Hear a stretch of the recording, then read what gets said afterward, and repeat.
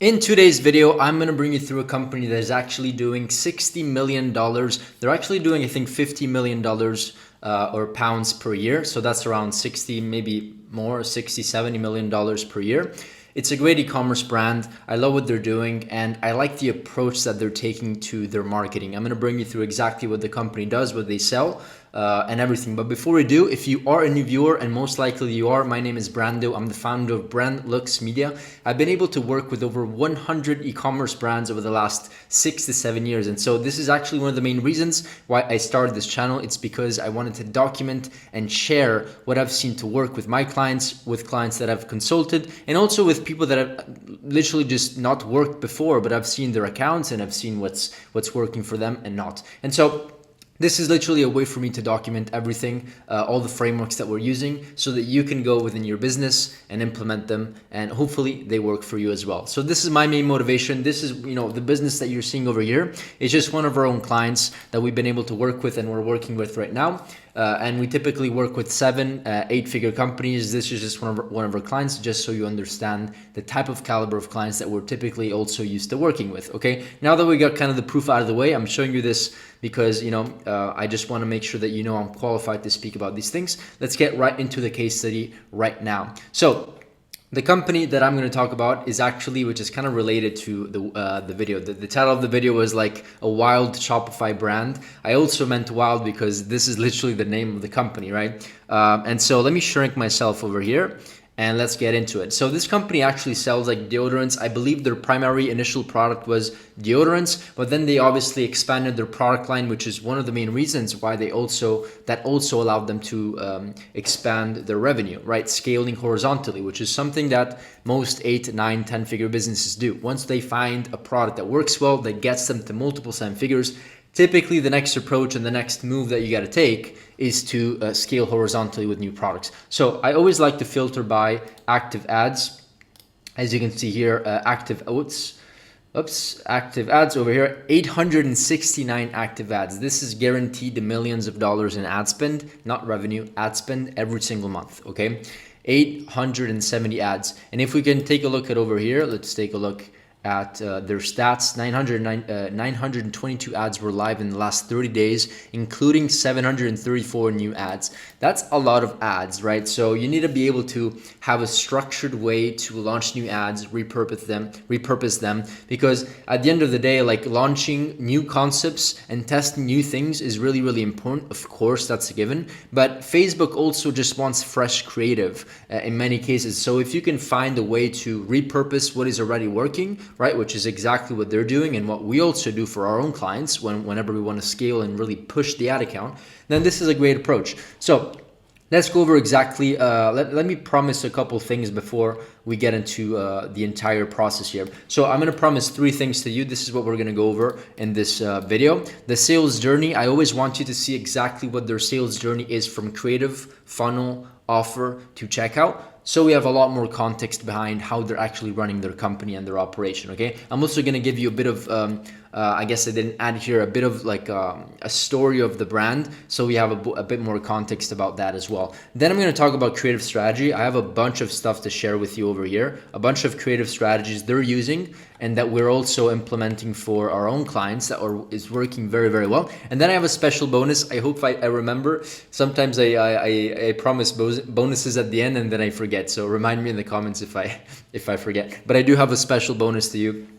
These videos are like 20 minutes long, so sometimes I'm human and I forget. But I promise I'll do my best to remember. I have a special bonus. I'm sure I will, because this is a really, really valuable resource that, I don't typically give out, or I just start to give out, but it's kind of like a secret thing. So I'll give it to you at the end. So you got to stick until the end. So let's go over promise number 1, sales journey. Very, very quickly. Let's hop on over here.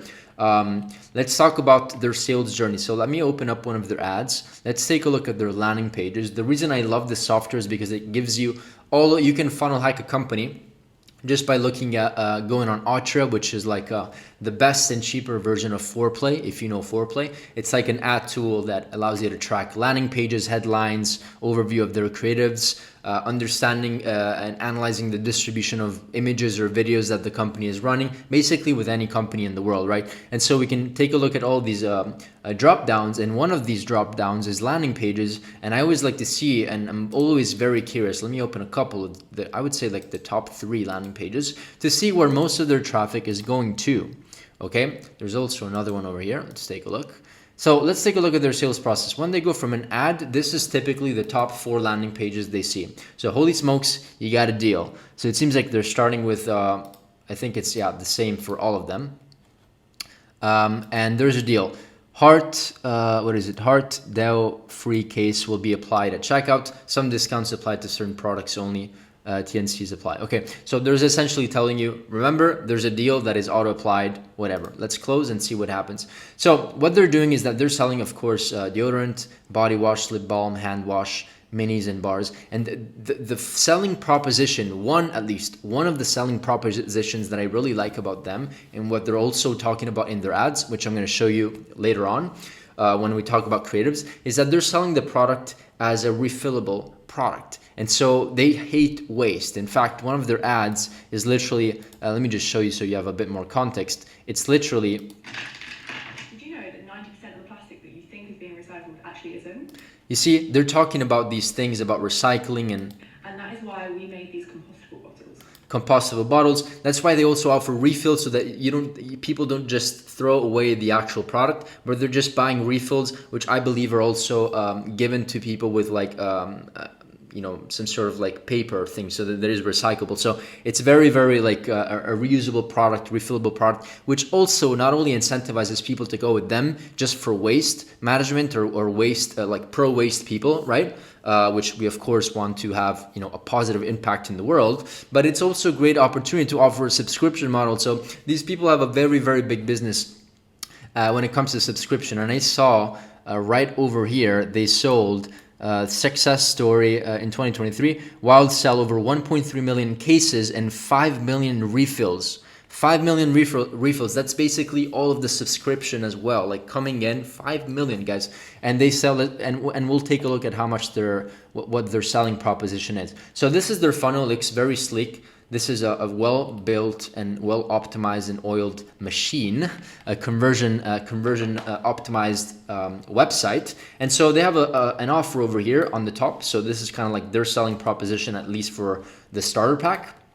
And one reason why I know for a fact that they're trying to do a starter pack is because their AOV is very, very low traditionally. So it's just, if you just select one, it's like 10 pounds or 15 pounds. And so you, of course, cannot run a profitable business considering the very, very expensive ads on the front end if you have an AOV of 15 pounds. So what they're doing here is that they're doing starter packs, and they're telling you one refill deodorant is for free, and then you get 3 deodorant refills for $640 each instead of 8, and you save 40%. And so you basically get to add you can also add an engraving. That's really, really interesting. You can like have your name and it shows you how it looks like. That's really, really interesting.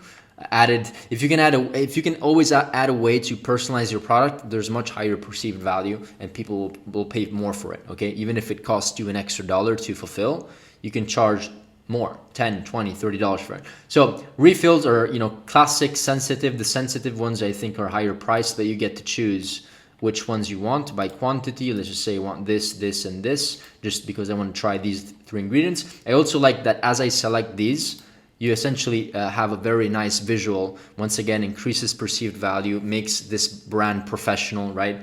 Authoritative, because they have good imagery. And that's really, really fundamental for perceived value. And so you can subscribe and save for 20% and deliver every 10 weeks, 4 weeks. You get to choose the frequency. They automatically apply every 12 weeks or 10 or 12. I don't remember. Now, add subscription. Let's take a look at what happens. Before we do, let's take a look at what's going on over here. The only extra thing I would say here is like maybe increase the... No, it's actually fine. Increase the fonts a little bit. It's a little bit too small in my opinion. But yeah, looks good. Talking about features, benefits, how it works. You see, this is how it works. Essentially they give you a case, and then this case is refillable and you can replace it easily.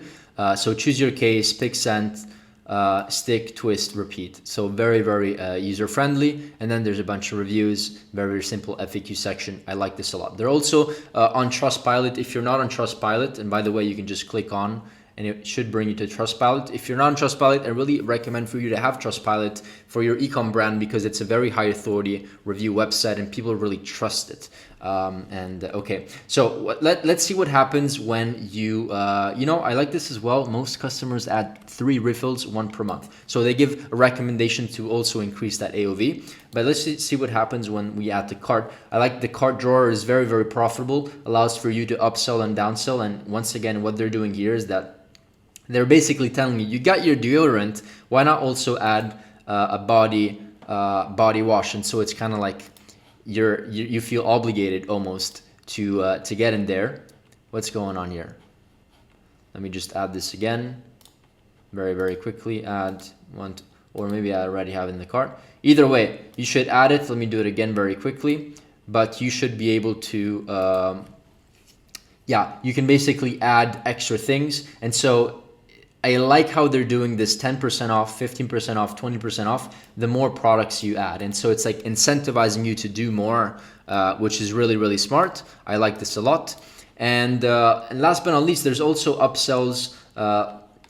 They're basically upselling products over here. Checkout. Let's see what happens when we click on checkout. And the reason they're upselling products, number one, it's because it's obviously convenient for the brand. Every brand should be upselling, but they're really stressing, even over here, as you can see, more upsells. They're really stressing this because their AOV is most likely going to be lower if they don't upsell and downsell people throughout the sales journey and also after. Trust me, they're doing a lot of things after as well. I just would have to buy the product, which I'm not going to do right now, but I know for a fact that they're doing back-end upsells and downsells for sure. Okay, let's take a look at these other offers that they're launching, but this is basically redirect them to the main homepage where they can decide what they want. But the sales process is very, very similar, right? Even here, this is like another product, but you can add your same, sage, rose, your ingredients. You can engrave them if you want, right? And they engrave them because this is like a long-term purchase. They're literally, this is what doesn't go to waste. And that's like a water bottle. Sometimes you can customize a water bottle. So they're literally adding this added benefits, which I really think is really like, I think it's really, really smart. And so once again, this is the same exact process. Either way, we get the point. Very smooth, clean, and professional layout. I like what they're doing. Now, let's take a look over here. What was my promise here? We have to go over the creative framework. Before we do, I guess, just a little bit of context. This is a brand owned by 2 brothers. They've been able to grow aggressively over the last 3, 4, 5 years, I believe.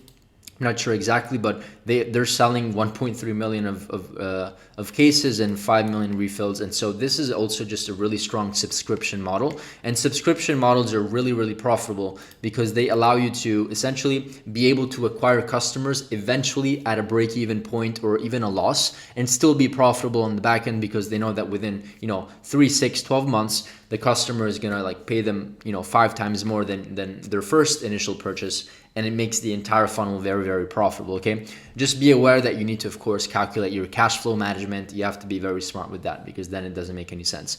Anyways, they're doing a very, very good job. Let's talk about the ad strategies that they're using. I always like to filter by longest running ads because it gives us a very good understanding of what ads have been running since October 2024. It seems like these are the oldest ads that they've been running. So October, November, December, January, like 4 months. If your ads are active for more than even 1 month, it means that you're doing something really, really well and it's working and resonating with the market. So let's take a look at what they're doing.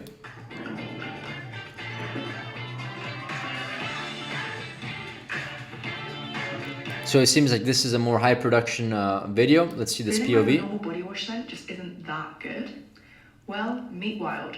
Their refillable body wash smells as good as it feels with natural, long-lasting scents. My personal favorites are fresh cotton, sea salt, and cherry blossom. So they're combining AI voiceovers or real voices with B-rolls. So they're doing a very strategic play over here. So you can take a look at these videos. You can actually go in their ads library. They have 500 active ads just on social media, on mostly on Meta. Maybe they're doing also some TikTok. I know for a fact that they're doing also ads on Google. They retargeted me the other day. And so they're running a lot of ads over here. You can take a look at their ads and dissect them. I want to go over exactly what strategies they're using to scale all of these ads, because a lot of people ask me like, how are companies actually able to come across and create all of these ads at scale? And of course there's a strategy. Okay, so let me go over 3-4 very common strategies that not only this company is using to scale their UGC and their creatives, but what we're also using that's working very well. So the first approach that we can talk about is called the storyboard strategy. And so the storyboard is essentially the script that people use and that the creators use to essentially go and talk about the product. And so you have to understand that the script, if you have the best creator promote the best product, but they use the worst script ever, the video is just not going to work. The script is around 70 to 80% of its importance. Then 20% is of course having a good creator. So you can have an amazing script, but if the 20% of the creator is not there, it's not going to work. It's not that you're going to get an 80% efficient ad. You need the 80% and the 20% at the same time. So they're kind of like two different stages, the creator and the script. And so this approach allows you to test different creators, and then with multiple different creators that you're testing, because you also want to test different faces, and some faces and genders and ethnicities just work better than others depending on your demographic. It's just how the market works. Nothing personal. And then you of course split test different scripts, and this is like one of the highest level strategies that you can use, especially when you're starting out. You can use it when you scale. The stage is basically, whether you're a beginner or scaling, whatever, it works for both. But it's really good, especially when you're also maybe starting out, because you don't know what scripts are going to work for you. And the best thing that you can do is find those 2, 3, 4, 5 scripts that really work well, so that then you can scale all of the rest of the creative strategies using that same script. Because once you find a script, then you can scale in different ways with different types of ads, even with the same script and framework. So this is a very good approach. It allows you to at the end of the day, the storyboard is the foundation of UGC videos. If you don't have nailed this down, then the videos are just not going to work, right? The next strategy is the avatar creator approach. The purpose is to test different avatar content creators, and the purpose here is also to really scale. And so once again, once you find the script that really resonates, whether it be 1, 2, 3, 4, 5 scripts that you find working, that are profitable, then we need to scale horizontally and find the winners, the winning avatar types of UGC avatars. And so once again, this could be the blonde, this could be the brunette, this could be the older demographic, maybe 50-year-old, the 30-year-old, the Asian creator. We don't know. You will know once you test, and you will know also based on your demographics of your most popular customers, right? And so you'll notice the trend. For example, we're working with a company that is targeting also like Singapore, Asian, other Asian countries, whatever, like Philippines, right? And so their target demographic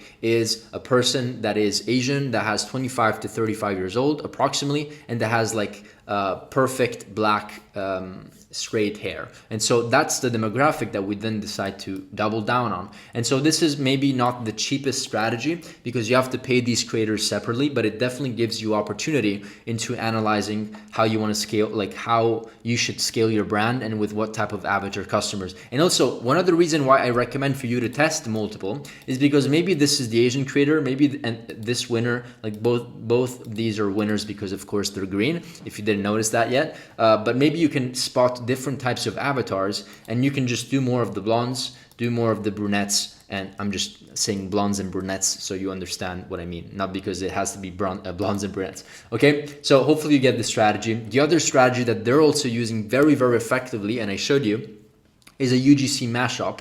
And this UGC mashup is, let's take a look at what I wrote over here. Once we have a foundation and several UGC videos, it's time to do mashups. This is where we combine certain elements of different UGC videos to create new videos. These videos are great for showing social proof and to retarget potential customers or consumers that are in the middle and bottom of the funnel. So maybe those prospects that were about to pull the trigger but never actually bought. So this is a perfect, once again, to do that. And what we're going to do is that once we work with like 3, 4, 5, 10 creators, we will have a lot of content, and so it would be stupid for us just to not reuse that content, right? And so we're gonna have a mega folder, and then we can create mashups with different storylines. We can have different creative scripts going and running along, and it works really, really effectively. Now, one thing that I consider that I highly recommend for you to do is, where is it? Over here, is to have everything organized into a sheet. And this is actually the resource that I wanted to give you, since we talked about creatives a little bit. Even if I have more to talk about, I want to talk about the free resource and the free bonus that I'm actually giving to you in this video. So this is something that I like to call the command center. Why am I showing you this?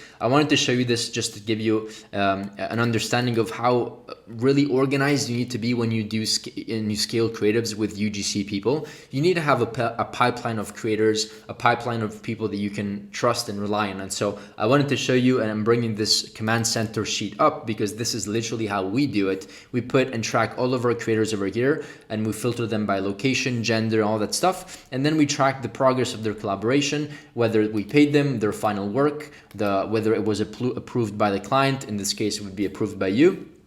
And we track the course of the collaboration. The problem becomes when you only do like 3 or 4 people, and then 2 of those 4 people get sick, or they have babies, or they're getting married, and they're not working, and they're not available for work because they're busy and they have other clients. And so you always want a full pipeline of creators. Where can you find these creators? You can literally go on x.com and you can find them over here. This is a great platform to literally find them. You can go here and say UGC Beauty, and then you will have people that line up to work with you, and they also provide their emails. As you can see, email, they're all beauty creators, and you can filter them by fashion, beauty, like niche, skin type, hair type, and all that stuff. And let's see if I can pull up a UGC list.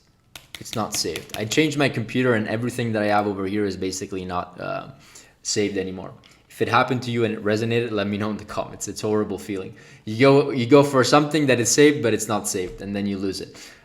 So let's go back over here. This sheet, you can get access to it. It doesn't only have some creators here, but it also has our CRO tracker, our email flows, email campaigns, TikTok creator tracker, ad copies, how we track everything. There's also an ROI calculator, which is very useful to do your own reverse engineering calculations.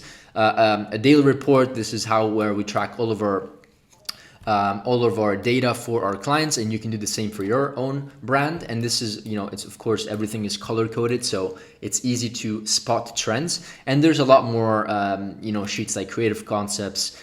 These are all the creative concepts that we test for our clients. 600 hooks that you can get access to. There's a lot of stuff. I'm not going to go over everything in this video. If you want this sheet, you can just check it out. Click the link. It's going to bring you to a page like this, just so you see it. Get access to my command center. It's ads KPI, creative test, ad copies, a lot more, just like I showed you. And you get access to it. Just create your own copy, and that's it. It's free. Why not? It's going to help for you. This is the same exact tracking and KPI tool that we use to scale our own clients to 7 and 8 figures. So you might as well do the same and use it for your own business. Okay. So let's move on here before this video is too long. The other approach that that's really working well for this company is kind of like this UGC B-roll strategy. And so just to remind yourself, this is the strategy that I'm talking about. This is not the video. Where is it? This one. Blossom. They just leave me and my whole bathroom smelling so good. It really gives me that just showered feeling all day long. The stylish durable cases also last forever with... You see, this is a voiceover, which can be a human or can be also AI, but it's also a bunch of B-rolls with the same creator. Of course, you can also use other creators, but what they're doing is that they're scaling with this strategy. Let me show you. So they're asking creators to film different B-rolls, typically 15 to 20 to 25, video footages and pieces of footage, so that they can essentially recreate and re-put all of these B-rolls together and recreate the story that they want, the storyline that they want. And so based on the B-rolls that they put together, you're going to give all of this to an editor. You're going to give the editor 3 things: a winning concept, the winning ad that you want them to replicate, all of these B-rolls that are generated by the UGC creator, and an AI script or the voiceover that the UGC creator gave to you, right, as a deliverable. And so once the editor has all these things, the inspo video, the script, and the B-rolls, they can recreate as many videos as you want, but from just like one creator, which is the exact reason the reasons why I really recommend for you to use this approach. It's cheap. It's the same price as one normal UGC video, but they're giving you a lot more. It's just scattered into pieces. So you need an editor, you need a creative strategist to come up with the ideas, or else it's not going to work. You can't just pay and receive a final video that you can just launch into ads. You need a bit more work, but it's amazing if you want to scale, right? And so if you're doing 100, 200, 500, a million a month, and you want to get to the next level, this is a great strategy to do that. You're probably maybe already doing that, especially if you're doing 8 figures already. Now, this is a very, very important aspect, is that they're using a transformation model.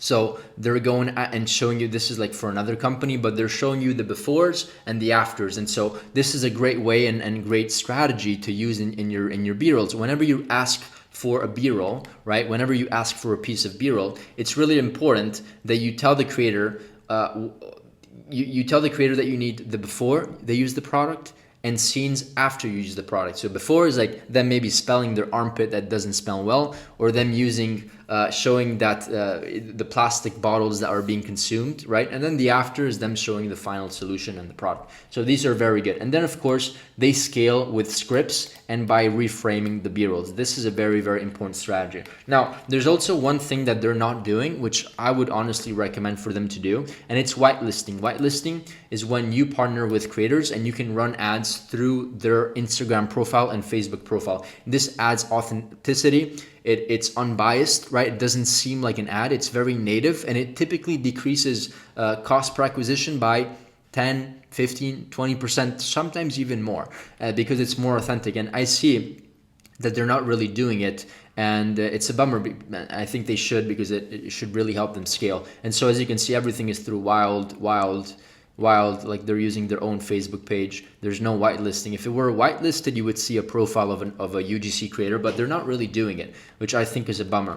Either way, these are the strategies that they're using. I hope this was helpful. At the end of the day, it was for another video, but if you have whitelisting and authentic ads, whether you're doing whitelisting or not, you have a good offer, a presentable offer with that extra oomph in terms of maybe that extra feature or that extra thing that other companies don't really have. In this case, they're doing like the refillable purchase. They have a sustainable offer, and they have discounts with whenever you bundle things up. So it's like a unique value proposition.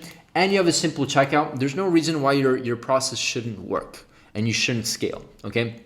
This is my firm opinion, okay? Let me see if I want to go over a couple of other things, but I think we pretty much covered the entire process. Don't forget to try Osher. It's an amazing tool, and that's basically it. Let's see if I wanted to go over something else. I always go and do these videos with, not planning too much, because I want them to be organic and real. Okay, don't forget to get this resource. It's really, really helpful. And I guess that's it for this video. Let me know if you have any questions. Give me suggestions for other videos. And last but not least, if you're a brand doing at least $50,000 to $100,000 a month and you want your brand to be audited by myself or one of my team members, most likely it's going to be me, because I really take, it's actually part of my job at Brand Media is to connect with people and make sure that we only onboard clients that we truly know that we can help. Also because we only work with like 10, 12 clients. So for us, one client is a really big deal. So if you want your brand audited, whether we work together or not, and you're doing at least $50,000 to $100,000 a month, there's a link down below to book a call.